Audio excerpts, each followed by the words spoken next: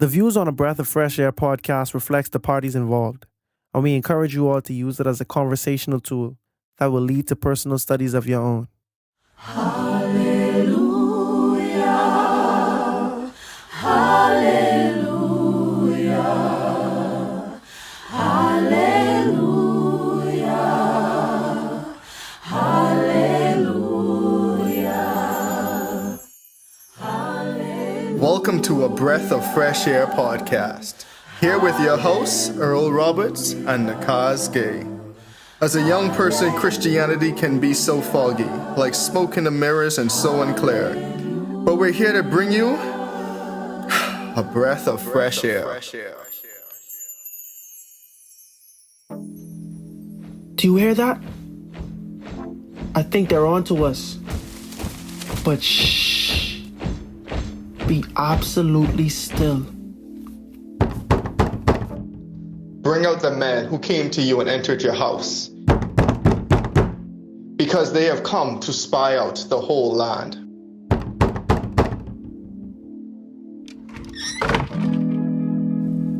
Yes, the men came to me, but I didn't know where they had come from. Listen, at nightfall, when it was time to close the city gate, they left. I don't know which way they went, but if you leave now, maybe you can catch up to them, but you have to go quickly.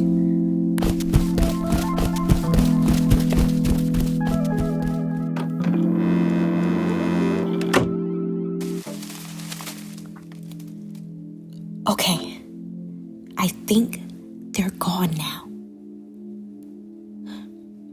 Listen, I know the Lord is going to give you this land. Trust me, your presence terrifies us. Everyone in this country is deathly afraid of you. I mean, we heard what the Lord did when he dried up the water of the Red Sea in front of you when you left Egypt. We also heard about the 2 kings of the Amorites who ruled east of the Jordan River and how you destroyed them for the Lord. When we heard about it, we lost heart. There was no courage left in any of us because of you. The Lord your God is the God of heaven and earth. I know it. So please swear by the Lord that you'll be as kind to me and my father's family as I have been to you. Please. A new era was upon the children of Israel. Moses had passed away, and now Joshua was appointed as the nation's new leader. The time had come for the nation to rise up and enter the promised land. In this episode, we will be discussing Joshua chapters 1 through 5 and examining the beginnings of the new era in the Israelite camp. All right, welcome back to another episode of A Breath of Fresh Air. Thank you all for tuning in this week again. So there's a couple of things. One, if you like our content and you want to get more of it, please like, share, subscribe, comment down below. Right before the podcast, we was thinking about a name for our audience again, and I know we've brought this topic up a few times. You know, The audience say y'all ain't consistent enough with this for us, man. yeah, I mean, because it's like we really just don't know what to call y'all. Because it's like we could say breathers, like, hey, breathers, welcome back to another episode of A Breath of Fresh Air, but it just don't sound right. Yeah, it don't have a solid ring to it. Now, granted, I don't have a problem calling to saying breathers. You understand what I say? But I feel like we could do better than that. I feel like we could do a little better than breathers. So, if you have a suggestion, comment down below. Reach out to us via email or text message for the lovely people who have our numbers. And yeah, let's get to the bottom of this. Let's come up with a name. And this week has been interesting because, one, we are at a transition point in the Bible. Like, we just finished the first 5 books of the Bible, the Torah. And even in our personal lives, we feel like it's like a chapter is closing and a new chapter is beginning. And to me, I just want to encourage people out there, like, God never leaves you or forsake you. And we see during the story of the children of Israel, from their complaining to their grumbling, God still didn't leave them. He still didn't withdraw his presence from them for the most part. He still was sustaining them. He still was giving them food. He still was providing for them. And to me, it's just like it's time to for someone to look back at their life and just see where God has brought you from and where he's bringing you to, even though you might not know your final destination. But it reminds me of a song we used to sing in high school. like, look where God has brought us. I think it might have been a Negro spiritual. I'm not too sure at this current moment because I didn't Google Sound this. like one, honestly. But like the essence of the song is, look where God has brought us. I'm not what I used to be, but I'm not what I ought to be, but I'm not what I'm used to be. So like, He's brought us from a mighty long way. And to me, it's just powerful sometimes to look at how far you've come. Like, compare yourself today to where you would have been even last year, or to some people, to compare yourself not where you was even last week or last month. And you'd be surprised how much you've grown, how God has brought you through situations that you didn't think you were going to make it out of. And like, oh, He made a way here. He made a way here. Oh, I thought I wasn't going to come up with the money for this. Oh, I thought this would have been hard. And you're like, but that's already in the past. Sometimes you don't even realize how you made it through, but you just know you made it through that situation. And to me, I think that's even how some of the children of Israel feel. Like, oh, shoot, we made it through the desert. Like, it's been 40 years and we still here. Like, thank God. Hopefully the ones who wasn't complaining, but... So to me, that's just powerful in itself. Just looking back and taking the time to reflect, be grateful and appreciate where God has brought you from. Not saying you are at your final destination or the point where you want to be in life, but just that taking that pause and just saying, thank God for sustaining me thus far. Thank you for the growth that I've experienced. Thank you for bringing me through my trials and my tribulations. Like, just being grateful, thankful, and appreciative. I think a lot of people... And today we get so caught up in ourselves and what we have going on that we don't even have that time to reflect and just thank God on what's going on. Yeah, so hopefully the Israelites are looking at where they came from, because, at this point in time, you need to know where you come from to know where you're going, especially where they are right now. So just for a little backtrack, we are now entering the book of Joshua. Praise the Lord. The Torah... I don't know. It felt kind of sad, honestly. Ending Deuteronomy, like, man, this felt like a chapter being closed, and it makes sense because this was basically their textbook. This was their Bible for most of the Bible. Which is so interesting. Like, a lot of times we hear they're gonna be reading scrolls and stuff. Man, they was reading these same books that we just got done. Mm-hmm. So I mean, it's just also something to keep in mind as we go through. Like, we just read, which was the only quote unquote Bible before I got that name, the Bible, because the canon as we know it today wasn't really put together yet. But this is what they were reading. These are the scrolls they would bring out and read and quote from. And by the time we get to Jesus, we had like most of the Old Testament already combined together. But yeah, man, it's really powerful. Like, we're really reading history, and it's going to be current history as we go through the Bible. So it's just something to keep in mind. Yeah, and even going through it later on, going through the Old Testament later on, you're going to see how they referenced these books. Even Jesus, well, we mentioned earlier, he referenced Leviticus, love your neighbors, love the Lord with all your heart. It's also in Deuteronomy, etc. So now we're in the book of Joshua, and just for a little backtrack, Moses just passed away. Last episode we ended Deuteronomy, as we stated earlier, and so now his second in command is Joshua. For context, Joshua was one of the 12 spies. We know Caleb brought about a good report. It was only him and Joshua who felt confident in the Lord that they could overthrow the Canaanites during that time. Not to throw you for pivot, right? I just like saying Joshua, son of Nun. So that's the only thing. Well, the Bible like saying it too. That's where I get it from, man. So it's just always so funny. Like, the Bible would say Joshua, the son of Nun. And it was just always so funny growing up, because people always used to make a joke like, who was Joshua? Like, who was the son of? None. Nobody. Joshua was unowned. But his actual father's name was Nun, I would assume. So it's just interesting. Anyway, you were doing so well until I came up with this childish joke. No, that's what I'm saying. Like, remember Joshua when he was with Moses on the top of the mount, when Moses was getting the 10 Commandments. So, and we did speak about Joshua a few times. He was a mighty warrior, and now the Lord has blessed him with the task of being the second Moses, the leader of the Israelites as they enter the promised land. Just one more recap. This is not the Israelites of old. This is the second generation. The 40 years had already passed, and they had already made their way back to the Canaanites. They had already started to defeat some of the people in the land. And now Joshua is going to be the person that leads the charge as they go into the land of milk and honey. The people's champ. Yes, sir. Joshua was always ready for the war. I mean, like, even though we know he was also one of the 12 spies, but we talked about this in previous episodes too. Like, Joshua was with Moses at the tent of meeting several times. Even the Bible even stated when one time after Moses left, Joshua even stayed back behind the tent of meeting to continue like studying and stuff and like just communing with God. And then also when we know when Moses went up to into the mountain, Joshua was also with him. And when they came back down, going to the golden calf, Joshua was ready. When he heard the sounds coming from the camp, he was ready to go fight. Yeah. And then even too, when one of the times when Moses had his arm stretched up on the mountain to like help them win the war, Joshua was down there leading the army against wasn't the Amorites, it was the Amalekites. It was one of those nations. One of the ites. One of those One nations. of the Canaanite nations. Mm-hmm. And so we have an experienced warrior and someone who has been at the side of Moses this entire time. So he's basically a prodigy. So we read it from Joshua chapter 1. I'm reading from the NIV version. And it says, after the death of Moses, the servant of the Lord said to Joshua, son of Nun, Moses' aide, Moses, my servant, is dead. Now then, you and all these people get ready to cross the river Jordan into the land I am about to give to them, to the Israelites. What do you mean cross the river Jordan? They didn't have boats.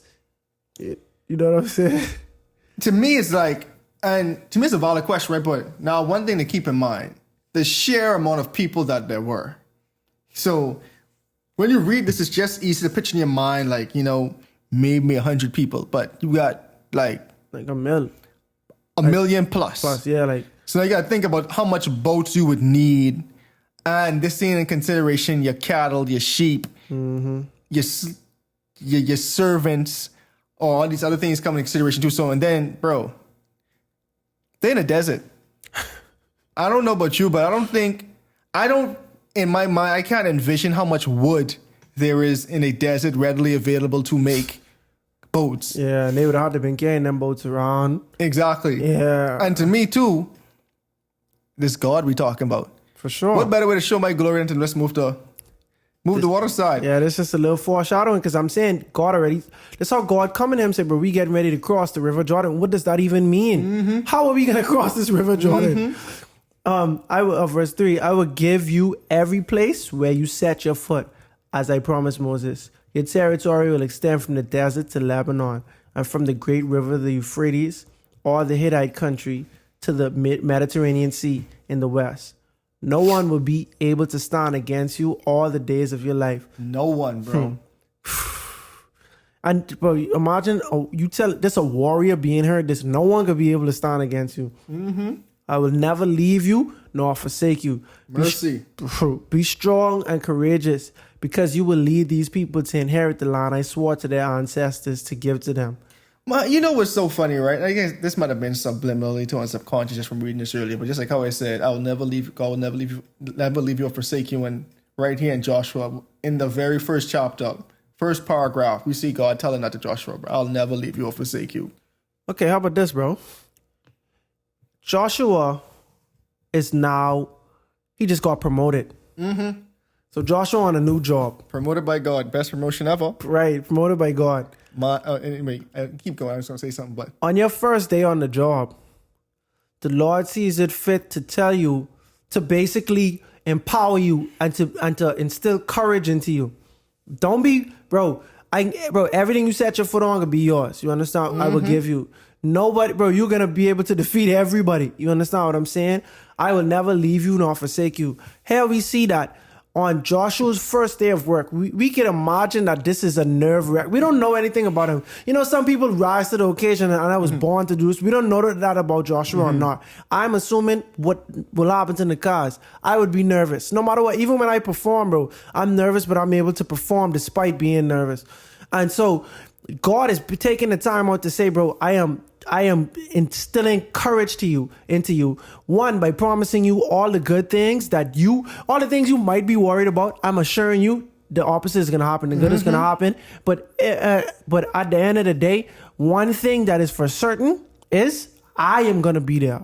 You know, for if that's any consolation to you, just know that God, who has never taken an L, will never leave you or forsake you. So I feel like that's the best thing to hear as you approach your new rule, and Joshua. Then, just piggybacking off of what you said too, I think it was still important too, because now Moses has been the leader for 40 plus years.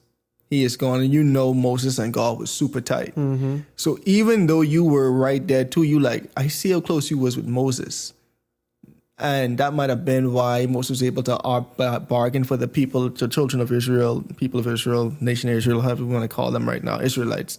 But now I have the baddest burden. I see what Moses used to go through. So now am I even able? Because it's one thing when you think you know what to do until you actually get the job. You're like, whoa, Yeah. this was a little bit more than I expected. He made it look so easy. Exactly. So Exactly. now you see God have to come to Joshua like, nah, let me just reassure you. Let me just reassure you. And then too, I know we're going to get into this too, but now let's think about it too. Like God's doing some of the same stuff he did when he started to exercise Moses' authority too. Because I mean, true. Yeah, people think about the plagues, right? But the plagues was really to get them out of Egypt. The Israelites wasn't really considering the plagues, but like God say, okay, let me show you all that Moses is in charge, and I'm working through Moses. Let's part the Red Sea. That was like Moses' first thing out of Egypt. Because think about it, they just got the 10th plague happened Passover. We slam up against the Red Sea. People say, you bring us here to die. Yeah, and then at the same time, you didn't see Moses. So when Moses went to Pharaoh, it wasn't like he said, let my people go. And he said, no. And he said, all right, plagues. No, it's like the Lord brought down plagues. They might not even been around. Exactly, because the Israelites were still in Goshen. And remember, half of the plagues wasn't even affecting Goshen either. Exactly. So they was just watching. And you could be in your home and not know that Moses talked to Pharaoh or whatever. But when you cross the Red Sea, you see Moses hold up his staff. You understand what I'm saying? And through God, the sea was parted. And then at the same time, Joshua, who could have been born then, who knows? You understand what I'm saying? You thinking about all of that what Moses do, and you just like, bro, how I could do all this? I don't see this man hold up his staff and we end up fighting and winning the battle. Bro, it's just so much you see God do through Moses. You might be insecure. And so the Lord just basically taking his time to just really instill some courage into him and just show how much he trusts him, and and just help him to be able to just maneuver, but it ain't nothing like having that support, you know what I mean? And the next is why support is so important too. We know the people we dealing with. These people saw all the things Moses was doing, and they still was questioned why Moses was in charge. And they didn't want to kill Moses, bro. Multiple times. Moses' family was like, yo, who put you in charge? Yeah, it ain't gotta be you, bro. It could be all us. God worked through all us. You understand what I'm saying? So Joshua could have, but this a very scrutinized position that he in. This ain't no jokey thing, and that could put anxiety in anybody. But at the same time, like, what could make the people respect you? What is going to make the Israelites respect you, number one? What is going to make the surrounding Canaanite nations respect you? Consider this though, bro. The Canaanites know that the Israelites was coming to take over the land of Canaan, right? But the Israelites did not come to take over the land of Canaan. The Israelites was getting killed. They was dying by plagues, XYZ. The Canaanites felt empowered. They felt empowered to say, bro, these people were supposed to take over our land, but they couldn't. You understand what I'm saying? And so now y'all coming back 40 years later. 4 decades, bro. Right, y'all been a laughing stock for 4 decades now. Ain't nobody scared of you, bro. Ain't nobody scared of Joshua. No. You understand? And so and at the same time, but even when Moses killed, see, watch this. Before God and Moses was working together, Moses killed for the Israelites, but they still wasn't scared of him. No. When they see him the next day, it's like, what you could do? Kill me like you do your boy yesterday. They disrespectful. This was the Israelites from time, bro. So now, considering how they did Moses, right? You see how they responded to Moses when he was with God. They on and off. But at the end of the day, when Moses died, everybody was sad for Moses. Everybody respect and give him his flowers when he died. You understand what I'm saying? Well, Joshua got the same type of respect, And so the Lord basically, the Lord is basically going to redo everything that happened the first time, because this is the way things should have went the first time. I do this, that, and the third. It's going to have this reaction, and that's going to give us the strength and give us the attitude to push forward, So let's do this again. You understand? We failed 40 years ago. All right, Joshua, I given you all the courage. The same thing I showed Moses, I showing you. Let's run it back. All right. So now picking up from verse 7, God said, be strong and very courageous. See, you got to step up this courageousness. And to me, I'm like, when God talks to us, he talks to us because he knows what we need to address. So now we see the first time he just say, just be strong and courageous.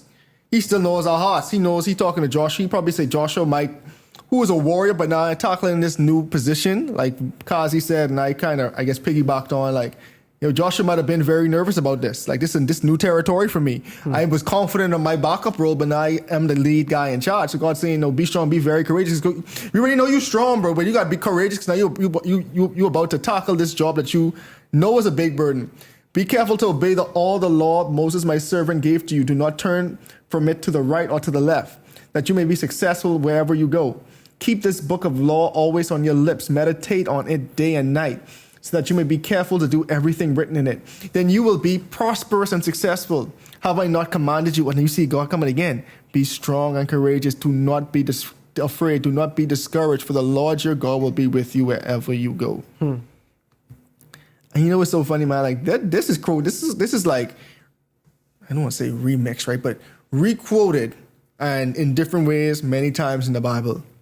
Be strong and courageous. Do not be afraid. Do not be discouraged, for the Lord your God will be with you wherever you go.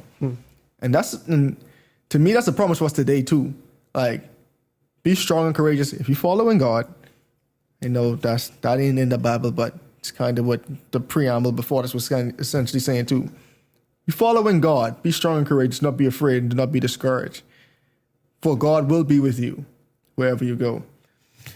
So now we see in verse 10, Joshua ordered his officers of the people, go through the camp and tell the people, get your provisions ready. 3 days from now, you will cross the Jordan, here to go in and take possession of the land your God is giving to you for your own. But to the Reubenites, Gadites, and half the tribe of Manasseh, Joshua said, remember the command that Moses, the servant of the Lord, gave you after he said, the Lord your God will give you rest by giving you this land. Your wives, your children, and your livestock may stay in the land that Moses gave you east of the Jordan, but all your fighting men ready for battle must cross over ahead of your fellow Israelites. You are to help them until the Lord gives them rest, as he has done for you, and until they have taken possession of the land your Lord God has given to them. After that you may go back and occupy your own land, which Moses, the servant of the Lord, gave you east of the Jordan towards the sunrise. Which we know this is back in, what was this? Leviticus? No, yeah. Numbers. Numbers. Yeah, it would have been Numbers, yeah. It was back in Numbers where the Reubenites and Gadites and Manasseh, they wanted to, before they was about to cross the Jordan, they was like, yo, Moses, we would like to stay on this side of the Jordan and build up and set up. And Moses initially rebuked them, but they were saying, we're still going to go over there and help them fight, but we just rather set up on this side. Like, let's just build the cities for our wives and our kids and our livestock. And the men who can fight, we'll go over there and we'll help them. We're not backing out of our duties. We just want to stay on this side. So that's what happened there. As now in verse 16 of chapter 1 of Joshua, and then Joshua answered, whatever you have commanded us, we will do. And wherever you send us, we will go. Just as we fully obeyed Moses, so we will obey you. Only may the Lord your God with you. Only may the Lord your God be with you as he was with Moses. Whoever rebels against your word and does not obey it, whatever you may command them, will be put to death. Only be strong and courageous. Okay. So now, don't you find that interesting that the Israelites, how they ended that? Whoever rebelled against you and your word and does not obey it, whatever you may command them, they may be put to death. Only be strong and courageous. Only be strong and courageous. My uncle used to always say this. Well, he used to post it like on his status and stuff. Only the strong survive. I don't know. That just reminds me of that. But so now in chapter 2 of Joshua, we get a scene change, like a scene change. And so now we see that Joshua, the son of Nun, secretly sent 2 spies from Shittim. Go look over the land, he said, especially Jericho. So they went and entered the house of a prostitute named Rahab and stayed there. You know what I should have done before this? I want to see where Jericho would have been on the Jordan. So, like, did these 2 people take a boat over and go to Jericho? So, I would think they would have had to. To me, because then they crossed the Jordan. Anyway, sorry. But this would have been the same place where the spies came last time, right? When it was 12 spies. I'm thinking this would have been the same place, bro. where the 12 spies 40 years ago, because remember they talk about these big walls that go up to the heavens, you know. Because the only reason I'm saying this is like in the Bible, they cross the Jordan and they go into Jericho. In Joshua? Yeah, in Joshua. Well, I still think it's the same thing. You see what I'm saying? Yeah, I still think it's the same thing.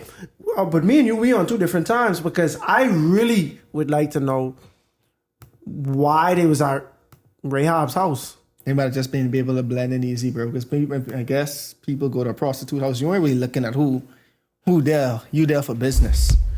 They was there for business. I didn't mean it like that. I didn't even mean it like that. Oh, wow. They was there as spies, right?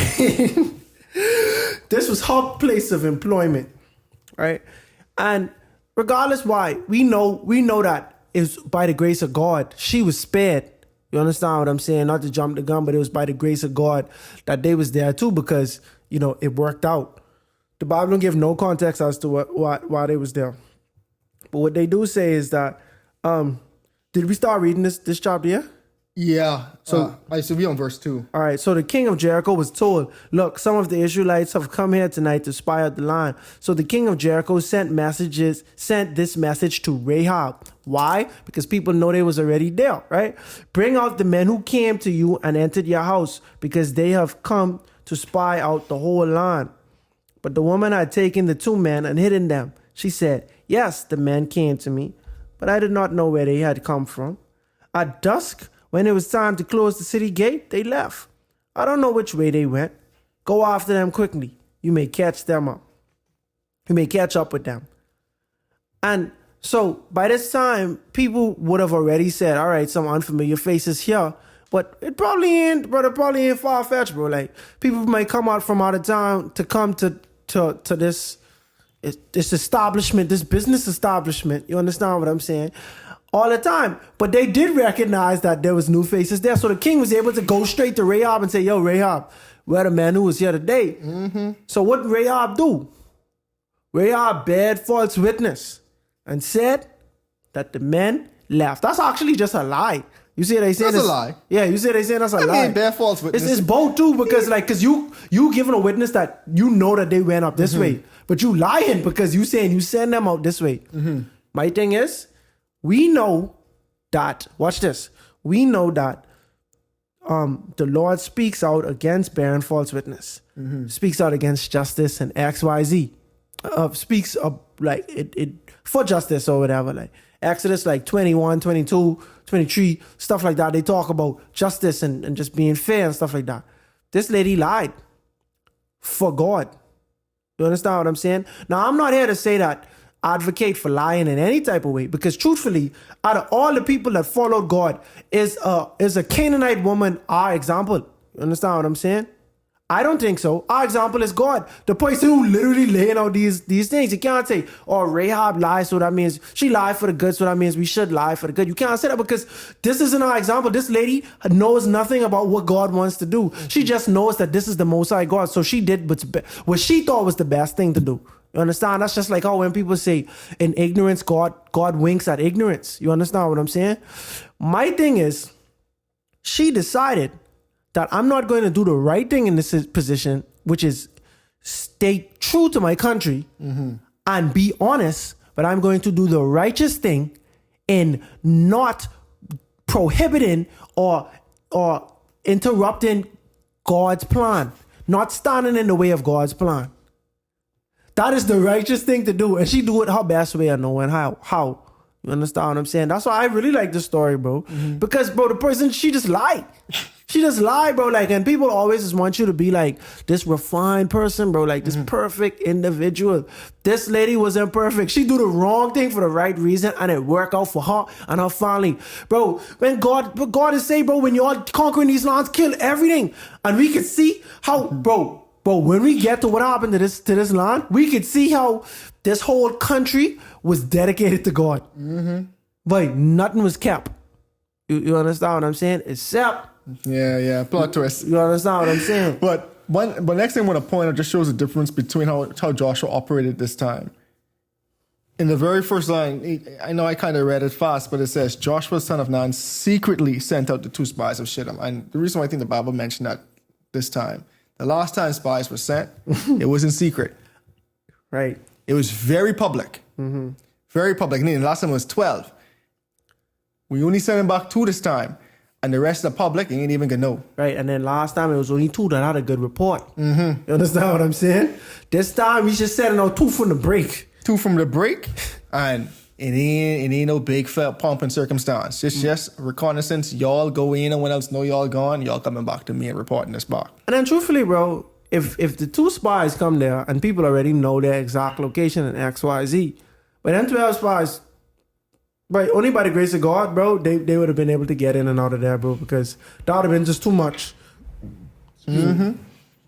So picking up from verse 6, this is after she told them, you may catch up with them quickly.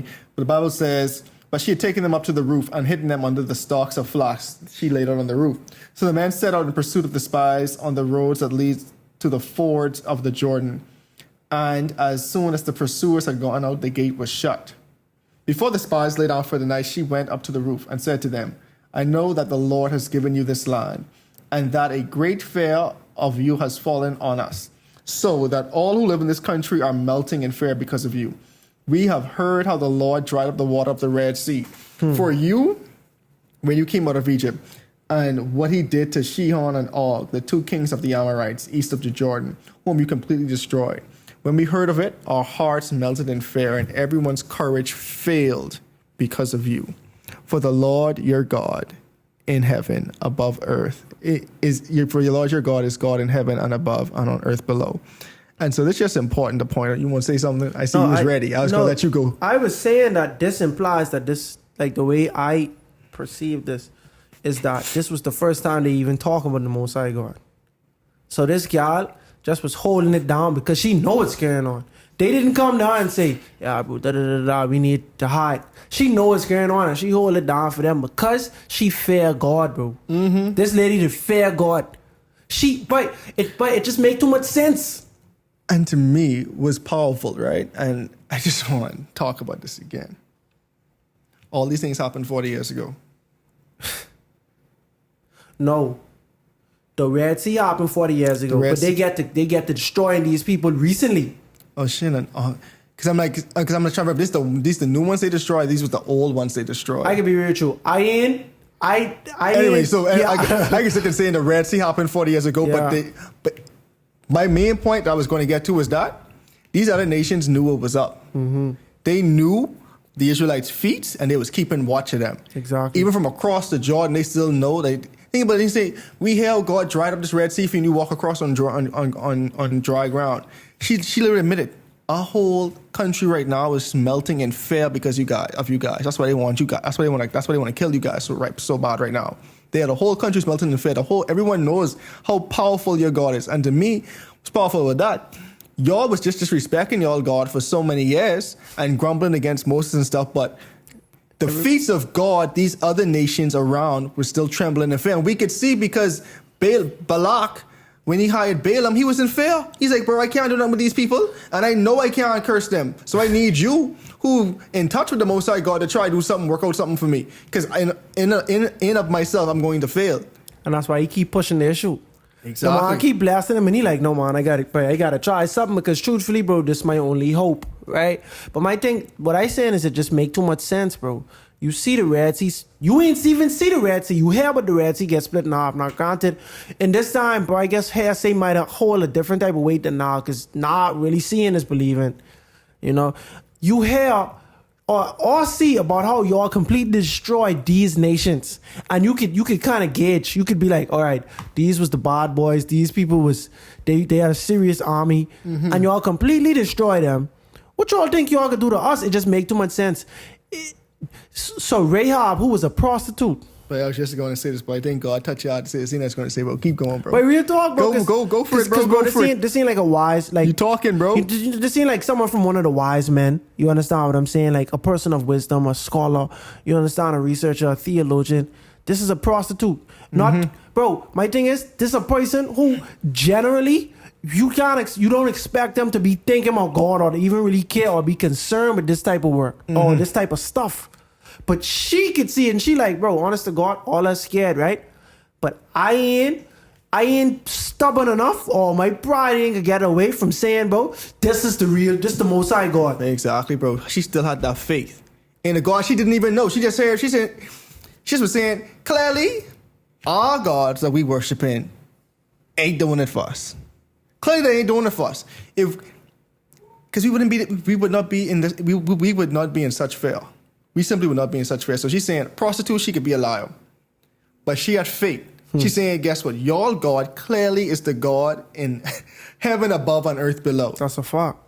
And she telling this to them, like they ain't even witness. She's saying, bro, her faith was expressed through her words to the very people who she said, this is your God.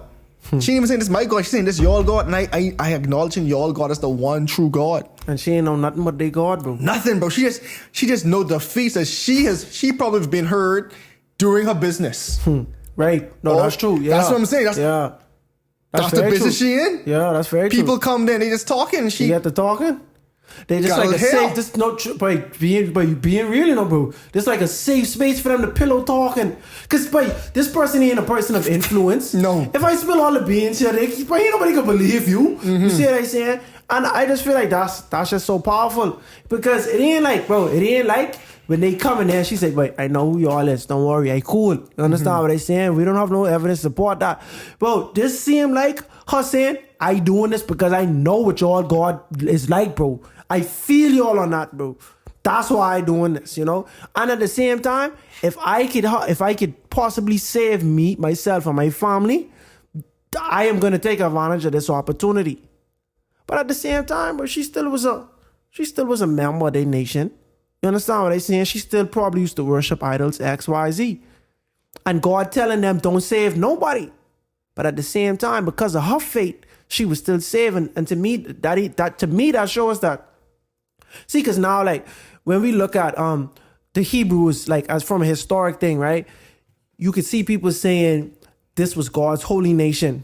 Meaning that this was God's holy nation. Everybody else was not God's holy nation. You understand what I'm saying? Which means that these the only people who God really care about or who have a chance of making it to heaven or any type of thing. And everybody else just do them. But here we see where somebody who was not a part of the holy nation, like no ties at all, probably not a descendant of Abraham in any type of way, right? But she had faith. And her faith saved her. And like to me, this shows the possibility of always being able to connect with God, regardless of what background you come from, what religion you come from. We see somebody who literally had nothing to do with the Hebrews. But nothing to do with the Hebrews, and profession wasn't respectable. Exactly. And her profession is something that God does not approve of, too. You know? And so, bro, like, it's just crazy because where all the people who is get paid to think in this country, you see what I'm saying? Where all the spiritual people, where they at, bro?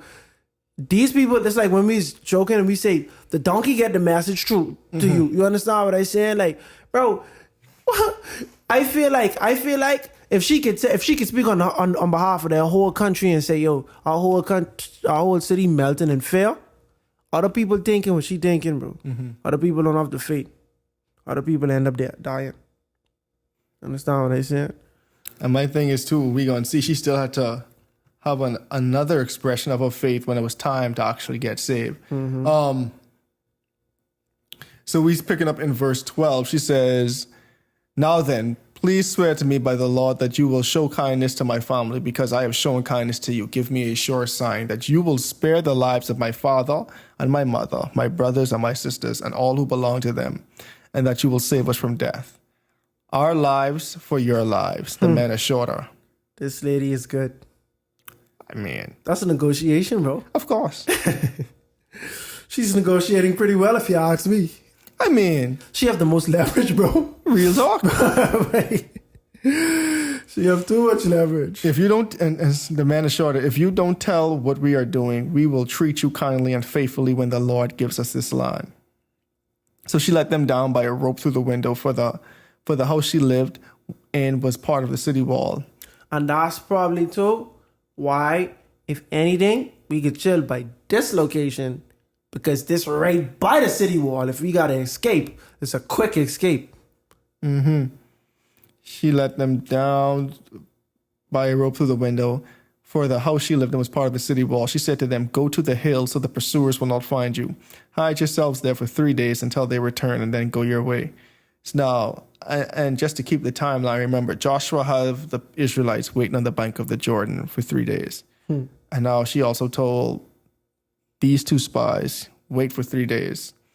Another man said to her, "This oath you made us swear will not be binding on us unless when we enter the line you have tied this red scarlet cord in the window through which you let us down, and unless you have brought your father and your mother and your brothers and all your family into your house. If any of them go outside your house into the street, their blood will be on their own heads. We will not be responsible. As for those who are in your house, their blood will be on our head if a hand is laid on them. But if you tell what we are doing, we will be released from your oath you made us swear." They agreed. She replied, "Let it be as you say." So she sent them on their way, and they departed, and she tied the scarlet cord on her window. When they left, they went to the hills and stayed there for 3 days until the pursuers had searched all along the road and returned without finding them. Then the 2 men started back. They went down out of the hills, forded the river, and came to Joshua, son of Nun, told him everything about that had happened. They said to Joshua, "The Lord has surely given the whole land into our hands. All the people are melting in fear because of us." This was the same people who, when y'all was there last time, y'all just was like, we can't do it, bro.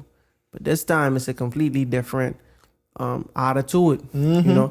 But to me, I like if I was Rahab, bro, I would have tied that scarlet thing on my window from right then and there. I think I try to figure if she did, because I'm like, I was putting that right then and there, bro. I ain't gonna forget that. Because think about it, you ain't gonna know when they coming. at this point in the story, we wanted to know. When exactly? Because I'm like, when they actually come and conquer Jericho, But we know why. That's what I'm saying. But she yeah. wouldn't have known. I'm saying, like, that's what I said. At this point in the story, you wouldn't have known. Yeah. Because we ought to be like, oh, they outside? And we just tie this real quick. Oh, they're gonna scarlet. Because I'm like, okay, so do you bring your family? Do you say, boy, forget business? Hey, family, y'all just chilling in my place from now on because we know it's happening soon. See, because truthfully, this Because in her mind, she probably knows she have at least 3 days. This lady good, you know. This lady say, bro, all right, I send in the gods one way. Nah, I bargain with y'all. My life for your life. And truthfully, only God could save you right at this very moment, because if y'all say anything I don't like, I could call them gods right now. Hey, they come back, I find them, type of thing. Oh, and even if I could let y'all down and tell them where exactly y'all going. Exactly where y'all all wait for truth. So, but then she say this. Go hide up there for 3 days. Because these people are going to look for you for 3 days. But this gal know too much. She already know how this. Get down, bro. Like, exactly, because I'm like, I'm professional again. Right. So this people just talking, this bro. This a sharp girl. Exactly. Bro. This lady is very sharp. Exactly. So my thing is, she probably can already guesstimate how quickly they can already be back for war. You see what I'm saying? So, all right, they up there for 3 days. That give me 3 days to go talk to my family. Exactly. Back with my family, y'all better come by me. Let's just say all this happened on a Sunday.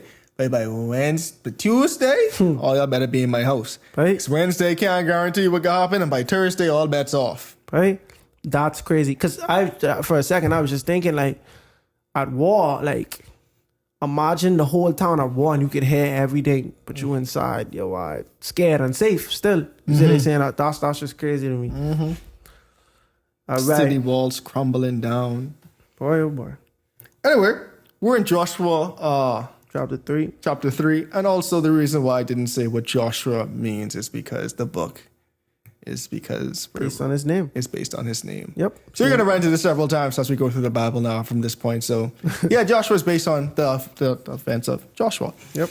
Just, I realized I didn't say that at the beginning. So early in the morning on that day, Joshua and all the Israelites set out from Shittim and went to the Jordan. where they camped across from the river. After the 3 days, the officers went to the camp, giving orders to the people. When you see the ark of the covenant of the Lord your God and the Levitical priests carrying it, you are to move out from your positions and follow it. Then you know which way to go. Since you have never been this way before, keep a distance of about 2,000 cubits between you and the ark. Do not go near it.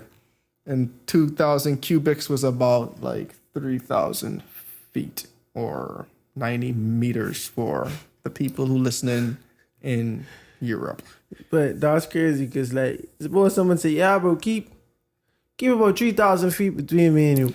Bro, people that say keep 6 feet distance apart, and I just be like, I just be like, could I lay down and be in between y'all? Like, yeah. That's how I do it. I just look at, and then sometimes it's be like, your perceptions be kind of off, because like when you look at the ground, you're like, wait, 6 feet don't seem that far at all. No, bro, it don't. It really don't, because when I like, bro, these circles on the floor is 6 feet apart. That's like 4 feet, but then I think about it, I was like, I probably could lay down or not. Comfortably between them. Yeah.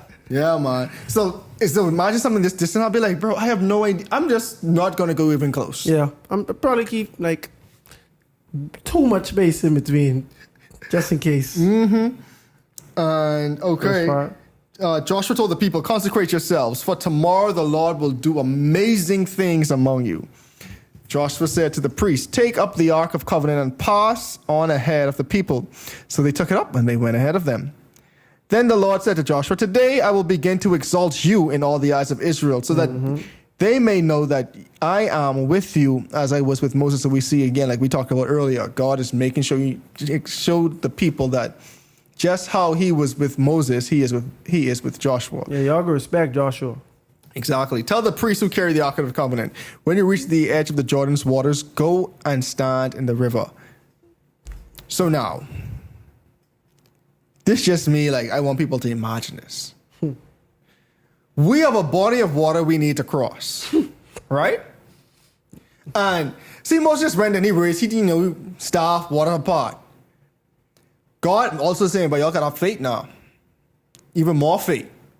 So now you tell the people, you see these priests walking with the ark, right? Joshua ain't really doing nothing. But Joshua say, hey, yo, priests, go forth. These priests walking, bro. They walking. Mm-hmm. They walking in the water. And you're like, hold on, what's going on? Y'all, y'all see they foot getting wet? Mm-hmm. But they still going in the water? But you see them? So what's going to happen? This is Moses, Moses, man. We now water. I never even feel water, but you walk through dry land. They was getting in their bag. Yeah. So now, same time, Joshua already make y'all consecrate yourself because amazing things about to happen. You understand? Like, these Israelites, I don't put nothing past them no more. No. And then the Lord said to, okay, did I already read that? Am I on verse 9 or 7? Now you done it. Let's go with 7. The Lord said to him, today I will begin to exalt you. It's 9. Joshua said to the Israelites, come here and listen to the words of the Lord your God. This is how you will know that the living God is among you, and that he will certainly drive out before you the Canaanites, the Hittites, the Hiphites, the Perizzites, the Girgashites, they knew, Amorites, and the Jebusites. A new country tried to establish themselves in this last 40 years. A new country gotta get wiped out now, Jay. Hey, where y'all come from? See, if y'all had handled y'all business, y'all wouldn't have to worry about the Girgashites. No. See, the Ark of the Covenant of the Lord of all the earth will go into the Jordan ahead of you. Now then, choose 12 men from among the tribes of Israel, one from each tribe. As soon as the priests who carry the ark of the Lord of all the earth, set foot in the Jordan, the waters flowing downstream will be cut off and stand up in a heap. So the people broke out. So when the people broke camp to cross the Jordan, the priests carrying the Ark of the Covenant went ahead of them. Now the Jordan is at its flood stage all during harvest. Yet as soon as the priests who carried the Ark reached the Jordan and their feet touched the water's edge, the water upstream flowing stopped flowing.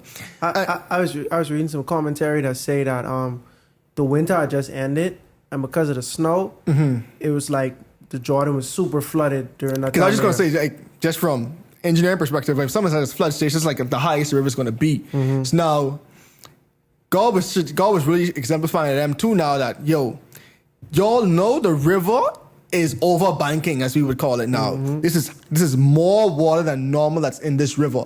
So now this ain't just like when you have just like a normal like dry season river where the river like in its banks barely flowing kind of low. God's saying, no, this is the highest the river's ever going to be. So now, here it is where I'm going to make sure you guys cross the Jordan. When it seems it's going to be the most impossible, the hardest point to cross the river, this is when I'm going to say the river is going to stop flowing. Usually the Bible says, the river stopped flowing. Like, that's powerful. It piled up in a heap, a great distance away.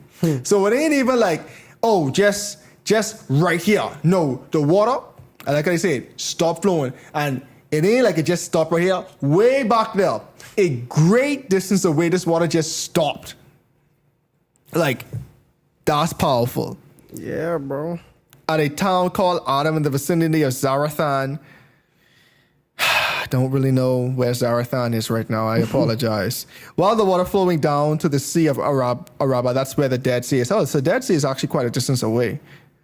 Was completely cut off. So the people crossed over opposite Jericho. So yeah, see what you're saying? So Jericho was right opposite the river. The priests who carried the Ark of the Covenant of the Lord stopped in the middle of the Jordan and stood on dry ground, while all of Israel passed by until the whole nation completely crossed on dry ground. I think that's fitting. The first set crossed on dry ground.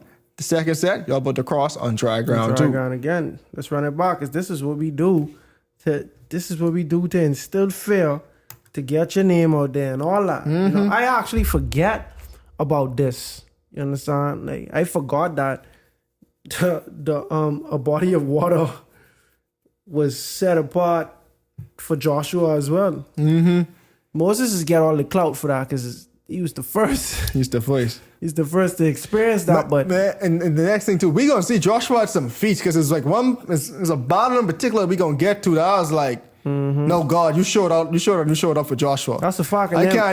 You showed up and you showed up for Joshua. That's a fact, and I know which battle you're talking about. But that ain't even to say the Battle of Jericho. That's probably the most notable thing about Joshua. When everybody think Joshua, it's easy to just say on the Battle of Jericho, you know, because that was such a unique battle too. But yeah, Joshua do a lot. And so continuing in chapter 4. But I just can pause real quick, right? And I just looking at where the Jordan River is and where the Dead Sea is, and if the river stopped flowing to where the Dead Sea is, but that river stopped flowing. Anyway, click on Google Earth, ladies and gentlemen. I might put a picture up on the screen when we do this video. But yeah.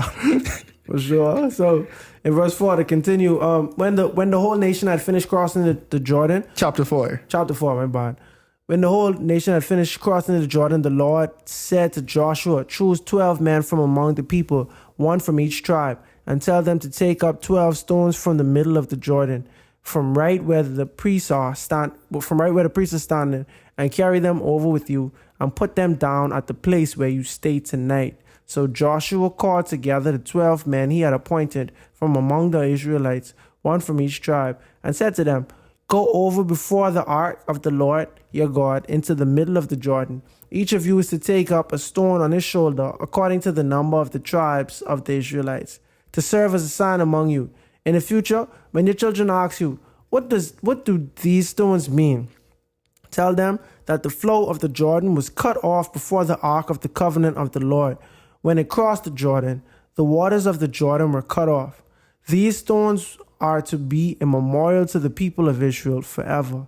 So the Israelites did as Joshua commanded them. They took 12 stones from the middle of the Jordan, according to the number of the tribes of the Israelites, as the Lord had told Joshua, and they carried them over with them to their camp, where they put them down. Joshua set up the 12 stones that had been in the middle of the Jordan at the spot where the priests who carried the Ark of the Covenant had stood, and they are there to this day. To this day. Now the priest who carried the ark remained standing in the middle of the Jordan until everything the Lord had commanded Joshua was done by the people, just as Moses had directed Joshua. The people hurried over, and as soon as all of them had crossed, the ark of the covenant, the ark of the Lord, and the priest came to the other side while the people watched. The men of Reuben, Gad, and the half tribe of Manasseh crossed over, ready for battle, in front of the Israelites, as Moses had directed them. About 40,000 armed for battle crossed over before the Lord to the plains of Jericho for war. That day, the Lord exalted Joshua in the sight of all Israel, and they stood in awe of him all the days of his life, just as they had stood in awe of Moses. Then the Lord said to Joshua, "Command the priests carrying the ark of the covenant, Lord, to come up out of Jordan." So Joshua commanded the priests, "Come up out of the Jordan." And the priests came up out of the river carrying the ark of the covenant of the Lord. No sooner had they set their feet on the ground, on the dry ground, than the waters of the Jordan returned to their place and ran at flood stage as before. So, I mean, let's just picture this now. The Bible already said the flood waters, or the waters of the Jordan, were a great distance away. And immediately, no sooner than their feet hit the dry ground, this water instantly returned to the flood stage. Not even the normal stage that the river was flowing at. Nope. It was going back to the highest stage for that season. And then during that time, bro, you could understand how long it takes you to cross a river, how long it takes you to go around. You understand this day is much. Oh, that's about a month's journey. That's their measurement of time. If you know these people was on one side of the river, the next day or the same day they on the other side of the river, and you hear the stories 40 years ago, you know that it happened again, and it's the flood stage. You know, this ain't. You could get away with if it was low tide. Hey, imagine how Jericho feel. Oh, then the next side, eh? Okay, yeah, let's give us about, to give us a month to prepare for them. Then the scouter report, the outrider comes in to cry in the city. King, they made it across the Jordan. How? That's preposterous. That's about a month's journey. Oh, my. For real, bro. It was at that moment, he ain't looking good for us. Nope. On the 10th day of the first month, the people went, it's January 10th, right? The people went up from the Jordan and camped at Gilgal on the eastern border of Jericho. And Joshua set up at Gilgal the 12 stones they had taken out of the Jordan. He said to the Israelites, "In the future, when your descendants ask their parents, 'What do the stones mean?' tell them, 'Israel crossed the Jordan on dry ground. For the Lord your God dried up the Jordan before you until you had crossed over. The Lord your God did to the Jordan what he had done to the Red Sea, when he dried it up before us until we had crossed over. He did this so that all the peoples of the earth might know that the hand of the Lord is powerful, and so that you might always fear the Lord your God.'" Be strong and courageous.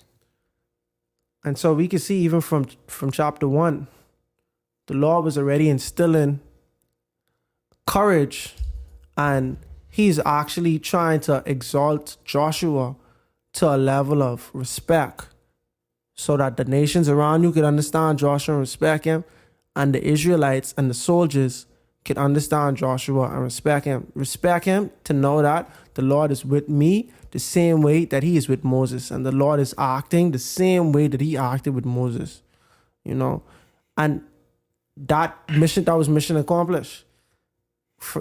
And that's only the first arc, the Red Sea. I just want to read one more Dead thing Sea. Before everything else. The Jordan. So like from Joshua 5:1. Now when the Amorite kings of the west of Jordan and the Canaanite kings along the coast heard how the Lord had dried up the Jordan before the Israelites until they had crossed over, their hearts melted in fear, and they no longer had the courage to face the Israelites. And to me, that goes back to your point now, what you was making. God just said, keep on telling Joshua, be strong and courageous. Be strong and courageous. If you follow me, I'm going to be with you. I'll never leave you or forsake you. I'll always be with you. Because now here's the thing. We was making light of the Levitical priest going in the water. God told Joshua to do that. Have faith. This is going to work. I'm about to do amazing things. It's me, not you. Have faith. Be strong and courageous. But your courageousness right now ain't even saying you got to be the big guy in charge. Your courage is just having trust in me, trust and faith in me, because that takes courage. Even when you think this idea doesn't make sense, that takes a lot of courage. To follow me takes courage, especially in the land where you're all about to go in. It takes more courage than you think. That's why God said, be very courageous. Now we see in this simple act, all God do, not that, this is a miracle. God brought them across the river. This act melted the hearts of all the Canaanite kings and the Amorite kings. Yep. Melted their hearts. They lost courage instantly. God saying, if y'all trust me, I already take care of this battle already for y'all. And we get this on this battle is not just the Lord's, it comes from the Bible. But we see how this really plays in. That simple act already. They ain't even fight yet. The Canaanite kings and saying, bro, we can't win this battle. Nope. It's like going up against a well-known sports team. And you just like, bro, that's like you playing ball, like high school ball or something, right?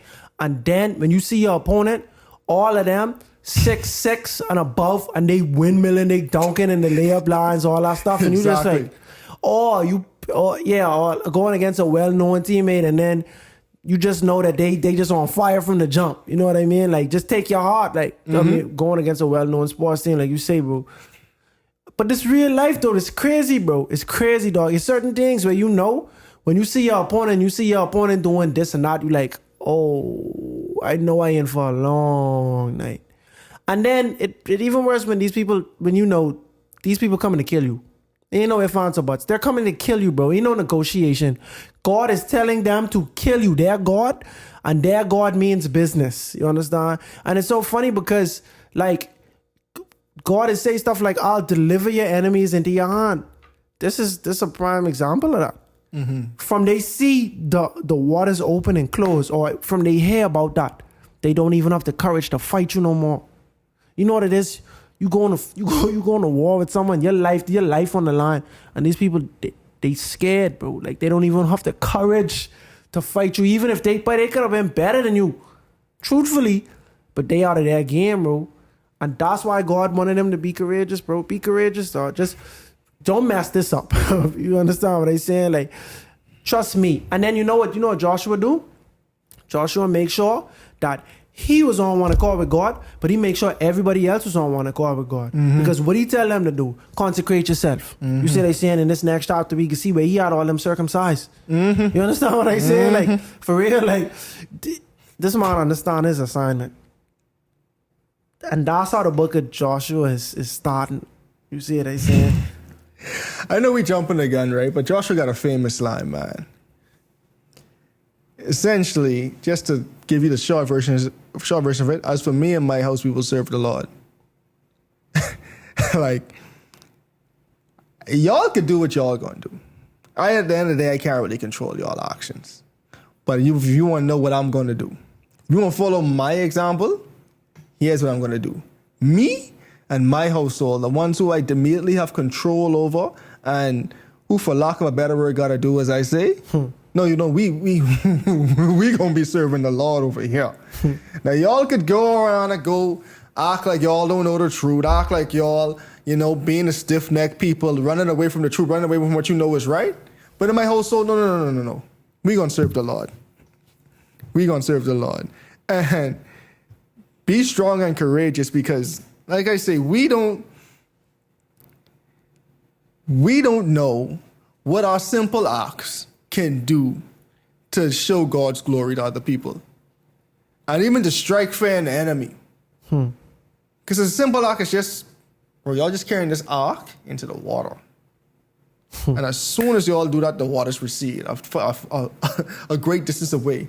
And by the time y'all cross the Red Sea, all y'all battles inadvertently have been won.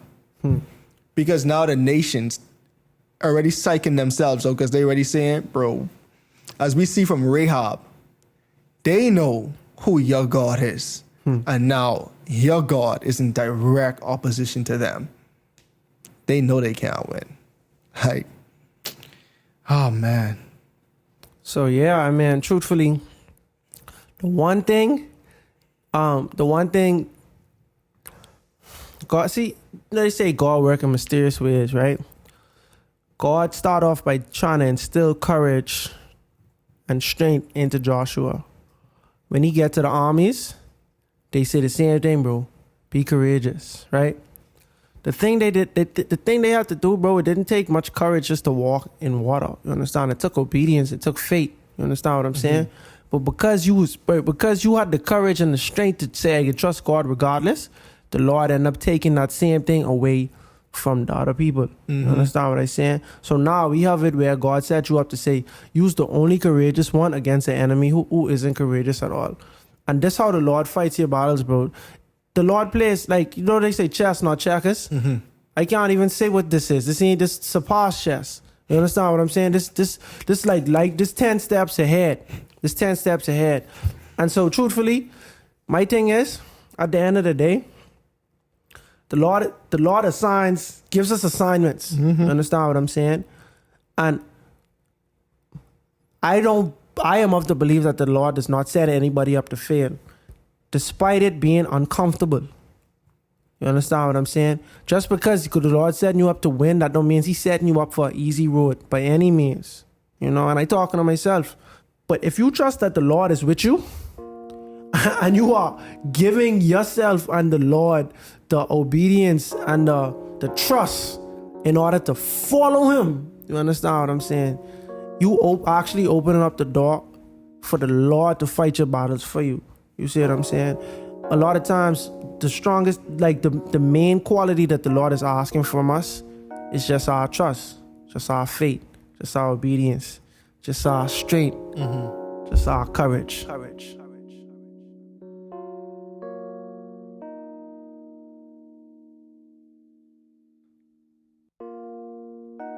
The book of Joshua opens with a conversation between God and the new appointed leader over the Israelites, Joshua. The Lord enabled Moses to accomplish great things, which not only allowed him to be respected by the Israelites, but it also made him feared by his enemies. And the Lord reminded Joshua that he plans to do the same for him once he is strong and courageous. And that he was.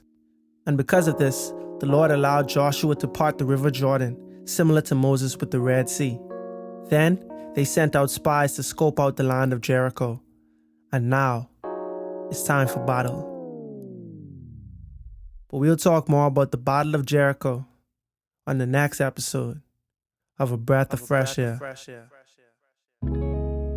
Tonight's episode included voice acting by Ayanna Alberston, as well as your hosts, Earl Roberts and Nakhaz. Remember to go ahead and research on your own in order to get a more firm understanding of tonight's episode. And if you enjoyed it, make sure to like, subscribe, and share with your friends. You can follow us on social media at A Breath of Fresh Air Pod on Instagram and BOFAPOD on Twitter. Thanks everyone, and we'll see you next week.